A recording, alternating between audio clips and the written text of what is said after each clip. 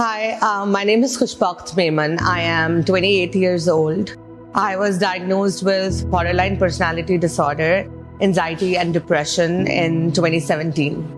Panic and anxiety attacks were an everyday thing for me. I cried a lot for 2 years and had a lot of anger. I didn't take care of myself for the longest time and suffered alone without professional and emotional support. I never had a proper childhood. My parents were not emotionally present for me and my brothers. Body shaming and bullying at school made everything worse. By the time I turned 17, things started getting much worse, and I started noticing things that triggered me more than they ever had before. I didn't understand what was happening to me, and neither did my family and friends around me. I was labeled as dramatic and overly sensitive. I was without support and faced a lot of stigma. By the time I was 19, I went to a psychiatrist, and he suggested that I might have borderline personality disorder with depression and anxiety, and they put me on medication.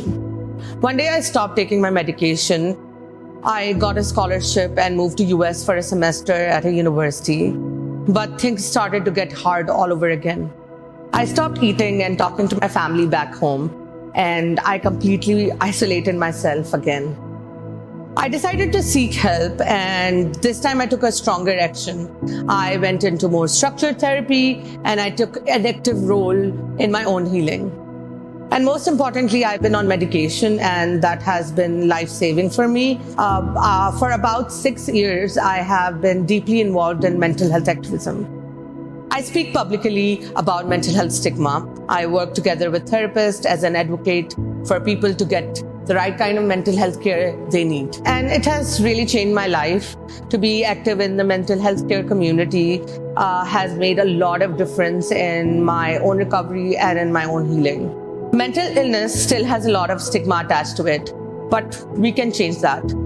We need to let people who suffer from mental illness know that they are not alone, and they don't have to go through this experience alone and suffer in silence and shame. Right now, 1 person in every 10 worldwide is suffering from mental health disorder. Let's work together to reduce stigma around mental illness and make mental health a global priority for all.